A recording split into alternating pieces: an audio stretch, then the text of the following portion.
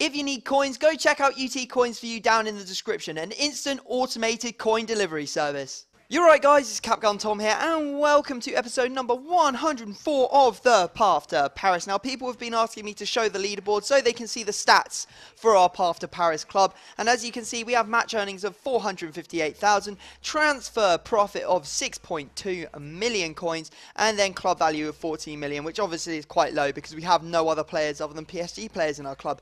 Now, we're in Division 1, as you can see. We have managed to win one, lose one, and draw one. So we've got 4 points on the board. Not brilliant, but we need to make up for that today. Sort of start playing a little bit more solidly and hopefully come out with a few points. So here we go.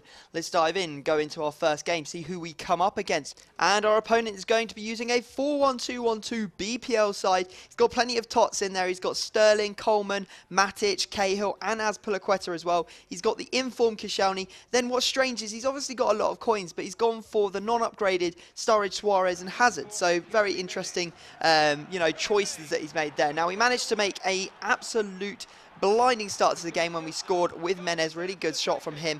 But unfortunately, our goalkeeper parried out a shot from a tight angle a few minutes after we go back to 1-1. But Menez was on such good form this game that he managed to score a whacking 3 goals. Yes, he manages to get himself a hat-trick as he goes through here. I know it's not a beautiful way to finish off his hat-trick, but it shows true striker class, and he's a bit of a poacher, really. Really good work from him.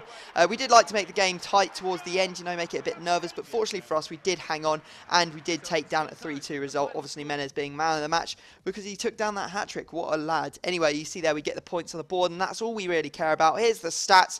You can see that Cavani 247, Menez 233, Ibrahimovic 101, just gone over 100 goals, so good for him. And then if we go a little bit further down on the old assists, you can see that Lucas is the top at the moment, Menez is 118. Then we also have the likes of our team of the season, Motorulke, interesting in how he's doing, and I believe it was in 8 games he's managed to get 6 assists, which isn't too bad, and we're hoping that he might start scoring for us soon as well. Fingers crossed. Anyway, here we go. We're going into our next game. We come up against a 4-1-2-1-2 Bundesliga team. He's got Lewandowski and Aubameyang up top. He's got De Bruyne sitting right behind them, and we managed to take the lead well, I don't know. It was a very odd goal. I did a low cross. I was actually trying to ping it into the middle of the box, but it ended up coming to the back, and somehow Lavezzi finished that.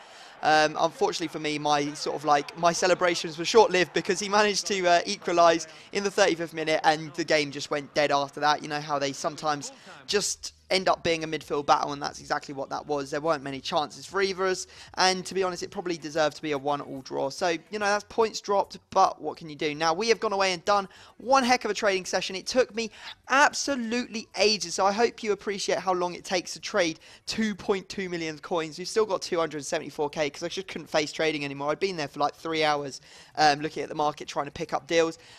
Plenty of cards that we're going to make some really good profit on. Some of them a little bit ropey. In fact, just one really that's a little bit ropey. One of the best ones being this Navas, 150k we picked up for 480k we're trying to sell one for. We got we got an informed Tony Cruz here, 100k we picked him up for, 118k bin that we're listing him up for. Thiago Silva, another good buy here. We managed to get him for like 127k, listing up for 147. That's going to be about 15k, maybe a little bit less, maybe like 12k profit after tax, which is pretty good considering the amount of coins that we spent to get him. Also, a Chiellini we picked up for 120, listing up for 142, similar profits as to the Thiago Silva. Then we got this Suarez, which is the dodgy trade because I picked him up for 775. There was one on the market for 810, which was I didn't actually see because the web app was sort of playing up. All the rest were on the market for 890. I thought, you know what, someone will probably buy that one for 810, and I'll be able to sell mine on for like maybe 860 or so. Unfortunately, a whole load more got listed, so fingers crossed our Suarez will sell on for profit, but I can't guarantee that it will. We may make a small loss, but everything else we are going to make a really good profit on once it sells. There was a Hulk there that we got for like 124, listing up for 139, something in that sort of region. So good profit to be made, and that was our biggest trading session ever. So if you want to drop a like, that would be really appreciated, guys. It is hard work trading. It's probably the hardest part of being a YouTuber on FIFA. For me, it really is very difficult. And if you want to turn up to the live streams while I'm doing Path to Paris trading, then go and follow the Twitch link below, because you can follow me and you'll see every time I start streaming.